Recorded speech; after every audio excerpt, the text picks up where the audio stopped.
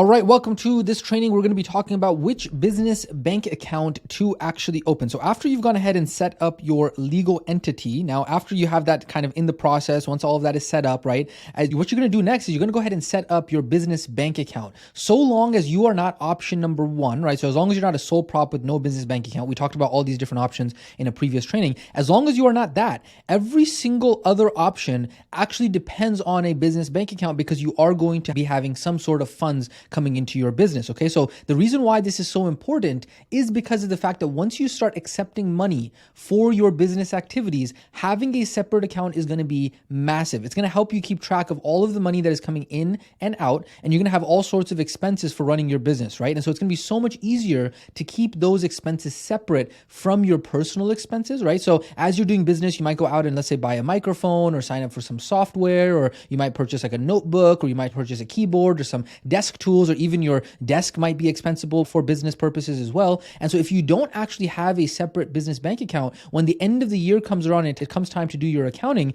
it's going to be an absolute complete mess. You're going to have to spend like 3+ weeks in like isolation in a cave in order to actually be able to figure out like, hey, what in the world happened with your expenses? Like, hey, which one was a business expense? Which one was a personal expense? Like, you got to look back at all the bank statements. It's an absolute nightmare. How do we know it's an absolute nightmare? Because we ourselves made this mistake, because so many people in the community made this mistake. And we've said this many times before. This program that you're going through is just an amalgam of all of the mistakes and lessons and pro tips that us and the rest of the community has learned. And then all we do is we just come into these courses and actually just compile them. Okay. And so it's so much easier and so much more sensible to have things clean from the beginning, because even after just 6 months or a year, it would save you so much time if you just go ahead and do it properly from the start. And so that's the reason why having your business bank account is going to be so important. Now, the question you might have is, okay, well, which bank account do I actually open? Okay, so let's go ahead and talk about major banks and business checking. So we're going to talk to you about major banks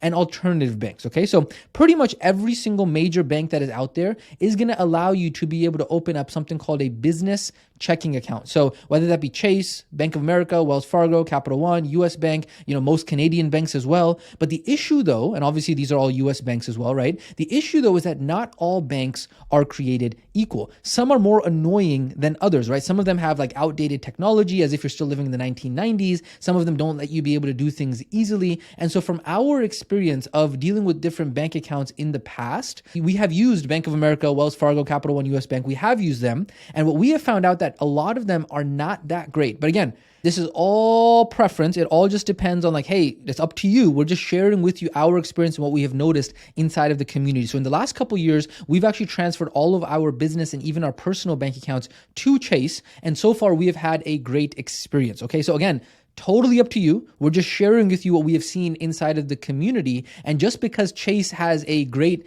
business checking account, that does not mean that that is the decision for you. The reason is because you also have to look at, if you are going with the major banks route, then you're probably going to want to have an in-person branch to be able to go to. And that is one of the major advantages to the major banks, is that they are going to have locations. But if you live in a part of the country that doesn't have a Chase Bank near you, then that might be something that you need to very importantly take into consideration. Now, the only con and disadvantage of a lot of these major banks that do have in-person branches is that a lot of times they do have small maintenance fees or minimum balances that they will charge every single month, meaning that if you don't have a minimum balance of X amount of money in there, then all of a sudden they're going to charge you some sort of maintenance fee. Okay, so that does include Chase Bank. Unfortunately, a lot of these major banks do that. And so what you got to go ahead and do is you actually got to go ahead and look at like, okay, based off of their business checking, and these things all change all the time, it's like, cool, you got to have a $15 fee or a $0 fee as long as you have, let's say, $2,000 in your account or something like that, right? And so, yeah, sure, you can just go in and transfer $2,000 into your business checking account from your personal checking account, right? And you can do that from any bank. Let's say, for example, you want to have your business bank account at Chase and you use Wells Fargo for your personal account. Sure, you can transfer $2,000 from your Wells to your Chase and you can just leave it in there in order to avoid the monthly fee. but that's completely up to you. We're just going ahead and opening those doors for you. And then of course, in Canada, there are plenty of equivalents to the US major banks as well. And of course, all of this also applies to Canadian students to be able to make sure that you're mindful and keeping track of for all the things in Canada, as well as any other country in general as well. So that's going to be the major banks. Next up after that is that we have the alternative banks. Now, what are the alternative banks? In the last couple of years, there's quite a few alternative online banks that are kind of popping up to offer a lot of the same benefits as the major banks, but then provide an ease of service, right? So what they do is they actually allow you to be able to have no fees, no minimums, and obviously because they don't have a physical footprint, they don't have physical locations, they don't have to have these fees to be able to go ahead and upkeep all of those, right? Now, the only disadvantage for that is that you don't actually have somebody in person physical that you can go to. A lot of times, maybe ATMs aren't readily available either. Everything has to be done through the app. So again, we're just opening your eyes to understand what exists out there. And so that way you can understand that, cool, maybe I go with the major bank, maybe I go with an alternative bank. Completely up to you, depending on what suits your specific situation, right? So Novo, for example, that's again, something that we've heard. We've never used Novo before, but this is just something that we've seen on the internet. We're like, you know what? Cool. Let's just offer it as like, hey, this is potentially something that you could explore. And then Novo has all of their kind of like, reasons why Novo is better than the traditional business bank accounts and all that kind of stuff. And really, quite frankly, if you just do a quick Google search, it's going to show you many of these options in both the US and Canada. If you just type in best online bank for business owners, right? Best online bank for Canadian business owners, it's going to go ahead and give you a whole bunch of different options. So if you decided to go with an alternative bank account instead of going with a traditional bank account like Chase or a Bank of America or something like that, then at that point, this is something that you can explore as well. So what your action step is going to be for this specific training is you have to make a decision on which bank you are going to go ahead and open a business bank account with, as long as you're in option 2 and option 3. If you're doing a sole prop with no business bank account, you're not going to be going ahead and transacting money. You're not actually going to be, just kind of dabbling, practice students, that kind of stuff. Then in that case, obviously you don't need a business bank account. But for everybody else, you are going to need a business bank account, and so you're going to have to decide which business bank account do you want to actually open up, because what's going to happen next is that in the next immediate training section, we are going to go ahead and go over the step-by-step of going ahead and opening up your business bank account. So it's going to be very important for you to understand which business bank account you want to open up and which company you're going to actually go ahead and deal with. Make sure you make that decision and then go ahead and move on to the next training section. Ladies and gentlemen, this has been this training section on which business bank account to open, kind of an introductory explanation of business bank accounts in general. Remember, success doesn't find you. You have to go out and get that success. And so you are chipping away at it. You're doing a phenomenal job. We will catch you in the next training section.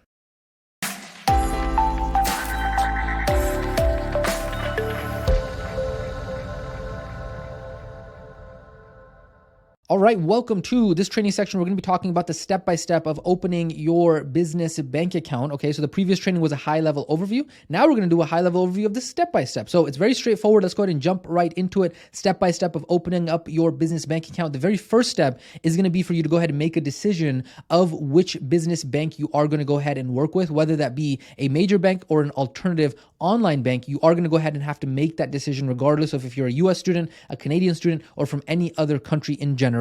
Then step number 2 is that you are going to want to go ahead and prepare your documents. Okay, so if you're going to be going in person, for example, if you're going to open up at the major banks, then you are going to need to make sure that you have all of your documents as well. And then also for online banks, you're going to have to make sure you have your documents. Okay. So let's say, for example, you are going to be doing a business as, right? So you have your DBA. If you're going to be doing a sole prop, you're going to have to make sure that you have all of those documents as well. If you're opening up as an LLC, an EIN, operating agreement, all of those important documents that you're going to need. Now, Chase actually has an article as an example of what you're going to need in order to actually go ahead and open up your business bank account. So it says, what do you need to open up a business bank account, right? That's the name of the article that is available. That article link is available inside of the guide, so you can go ahead and check that out. But it's very important that you come prepared, because you do not want to go up and let's say, for example, you go to Chase and you're going to open up a business bank account. You go to Chase and then you're like, oh, I'm missing a document. Then you got to go back home and then you got to get the document. Then you go back to the bank. It's very, very annoying. So you want to be ahead of time prepared, make a list of all the things you need and make sure that you actually bring all those things properly. Okay. And then step number 3, as you go through this process, is to follow the instructions online or from the banker to make sure that you are going ahead and setting up the right bank account. Okay. So make sure it is a checking account, not a savings account, because you are going to have quite a few transactions going in and out. So this is not a savings account. It is a checking account. And make sure you are also looking at the minimums and the fees that are associated with that bank account. So that way you can be sure, like, okay, you got to transfer some money in so that way you don't get fees and all that kind of stuff. You got to go ahead and make sure that you are looking at that. And that way you are mindful of all of those other considerations as well. Okay. Now, before we close out this specific training, I want to go ahead and address something very, very important. The question is, do I have to wait to have my business bank account set up before I do anything else? Now, I want to go ahead and make this very clear. Pay attention. Very, very important. Repeat after me. The answer is no. Okay, awesome. Why? Because the thing is that there are only 2 trainings that you cannot start without a business bank account, okay? So before you actually move into payment processor and payment terminal, these 2 you are going to need a business bank account for. There are all of these other trainings in which you are not waiting for your business bank account. And so for somebody to sit around and twiddle their thumbs and say, oh, you know what? I didn't get a chance to go to the bank, or hey, you know what? It's still a little bit far away from me. There was traffic time, and so I couldn't actually go to the bank and all this stuff. All these are just excuses that somebody is looking for in order to not work on their business. And so anybody who sits around waiting to say, oh, you know what? I got to wait for my business bank account to get done before I can work on my business. They're making excuses for themselves. And then inside of the community, they are going to get labeled as a failure uniform business owner, as a wantrepreneur, because the truth is that professional entrepreneurs do not wait around for everything to be perfect. Like I showed you in that table, there's literally so many more trainings that you can do without having to wait for your business bank account. Now, does that mean that you don't do the business bank account? Of course not, right? Please do not be that idiotic either, right? You want to make sure that you're getting it done, but you're also not waiting around. So you got to keep working on what you can work on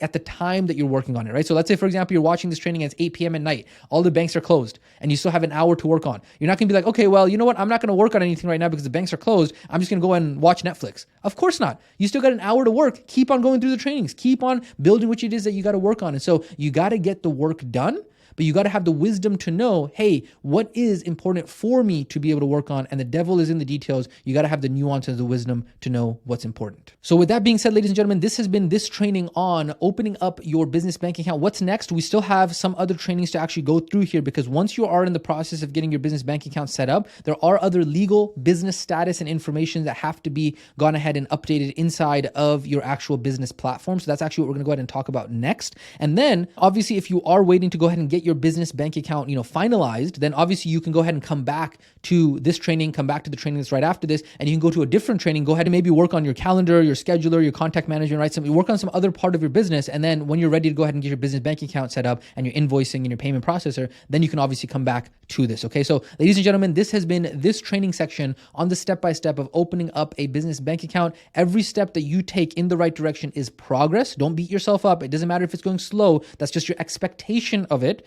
Just keep on chipping away at it step by step by step, inch by inch by inch. Keep that momentum going. With that being said, we will catch you in the next training section.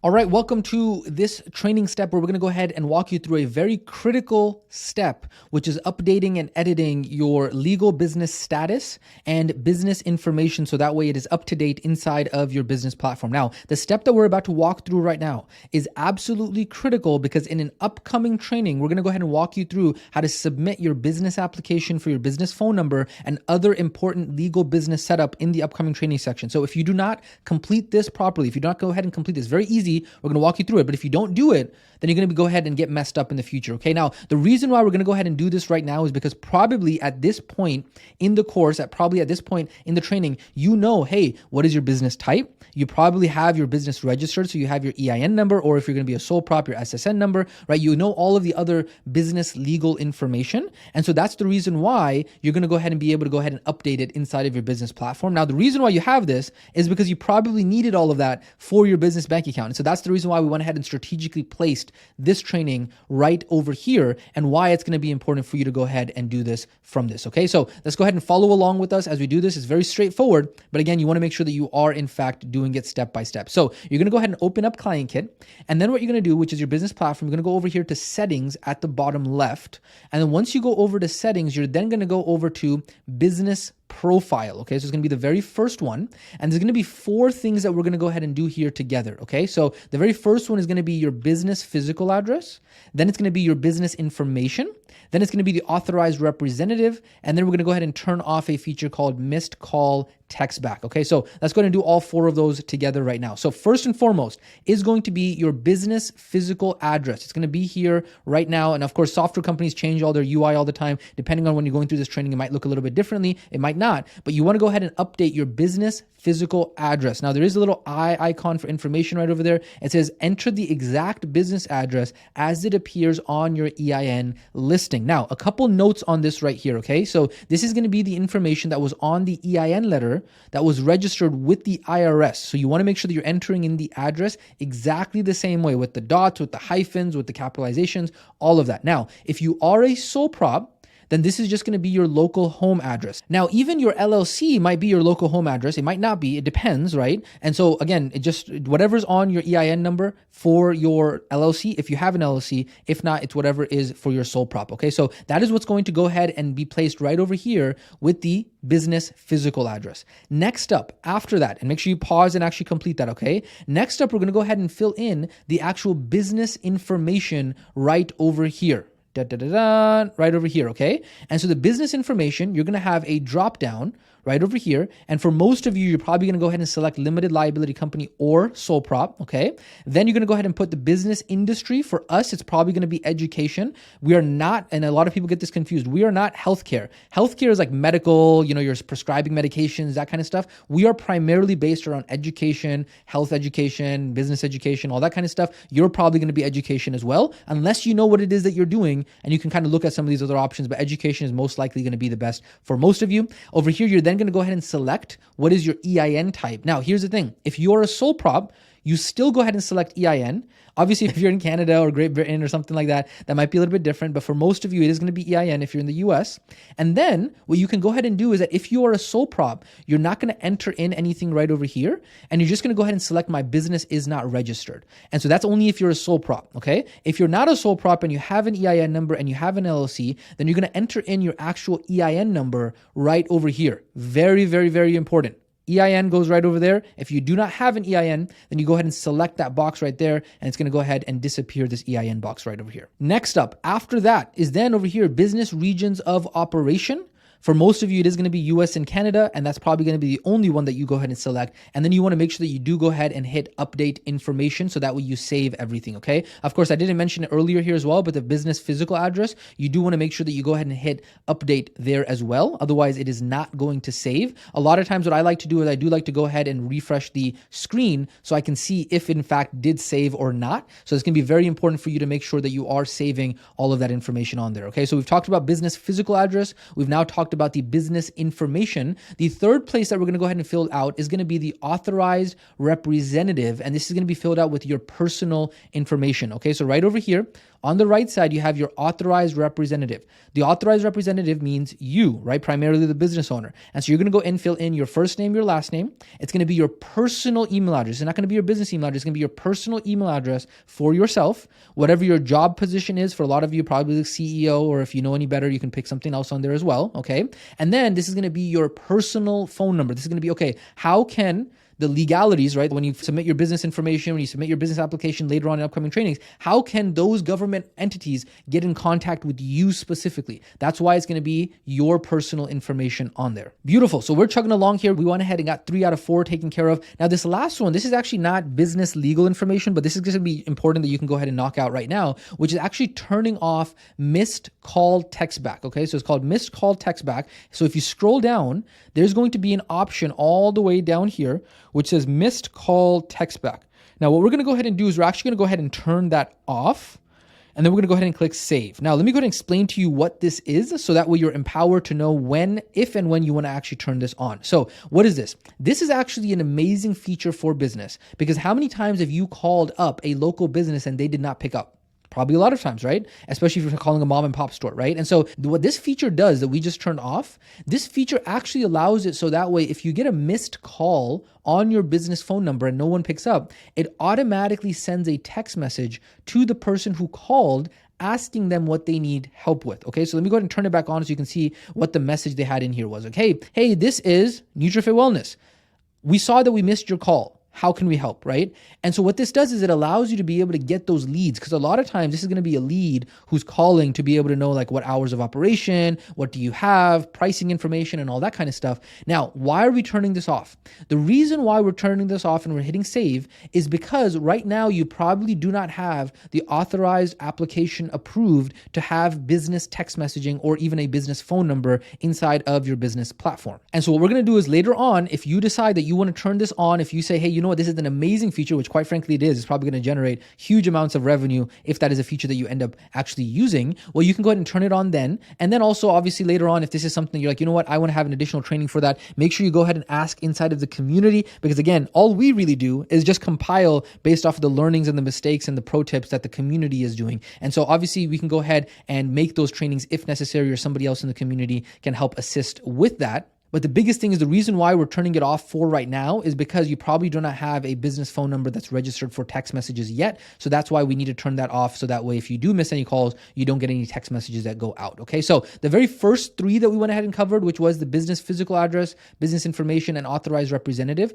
you must make sure that those are in fact active and filled out and updated inside of your business platform. So that way you are legally compliant to be running your business. Very, very important, because we're going to be relying on these when we help you submit some of the other information later on. Now, as you close out this training, I do want to go ahead and kind of make an important note here, because what we just did right now is actually a very good example of why it's so important to be a part of a community that's providing you the system and the strategy, and not just the tool and the software. Because here's the thing, the Client Kit or any other software is just a tool. They're not educating you on the system and the strategy that is needed to actually get a result with the tool, right? It's kind of like if you go to Home Depot and buy a hammer or any tool, well, they're not actually walking you through the step-by-step of how to actually build a house with that tool, right? And so the point of this entire community is to actually teach you the system and the strategy to get a very specific outcome. What is that outcome? To go and help you start and grow a business that is revenue and income generating for you, your family, and your future. And so the thing is that without all of these pro tips, without all of the mistakes that we would have made, right? So even filling this stuff out here, right? Doing this and filling this out here and filling this out over here, these are all as a result of the mistakes that we made. And so we had to say, okay, you know what? What is the system and the strategy in order to actually get the result? And so this is why we keep on saying that these courses that you are going through right now, these trainings that you are going through right now, are literally only the collection of learnings that are updated every few months based on what it is that the community learns, right? And so that's the reason why being a part of the community, investing in the relationships, having that emergency fund, having your give to ask ratio is so important. So that way, when you actually need the help, you can get the help because you have been giving back to the community over and over and over again, because there is no guru who has all the answers here. And so you want to make sure that you are staying up to date with what is going on in the community, because that is where all the cutting edge of what is working right now is happening, is inside of the community. It's not in these trainings, right? These trainings are just kind of like the basic foundational bare bones of things. And so your future success in business does require for you to be up to date with the community, because that's going to allow you to know, hey, what is working right now in business, so that way I can make sure that I am ahead of the curve and not just actually waiting for things to happen later on and then I end up in trouble. And so I just wanted to go ahead and point out how this specific training that we just went ahead and talked to, right, and literally explaining how to be able to fill this out inside of your business platform simply came because of the system and the strategy, not because of the tool and the software. So I hope that makes sense. Ladies and gentlemen, this has been this training on updating your business legal information. What's next? Guess what? We still got to go ahead and continue building your business. We got a whole bunch of other trainings and other training sections to keep on chugging through. I know this was a small one, but it is such an important one. Make sure that you go ahead and continue down the rest of the trainings. Remember, Vince Lombardi's quote, the difference between a successful person and others is not a lack of strength, a lack of knowledge, but it's a lack of will. And as every single thing that you do is chipping away at that ability to have that future and being able to turn that dream into a reality. So make sure you stay focused, stay driven. You're doing a phenomenal job. Keep that momentum going. Ladies and gentlemen, we will catch you in the next training section.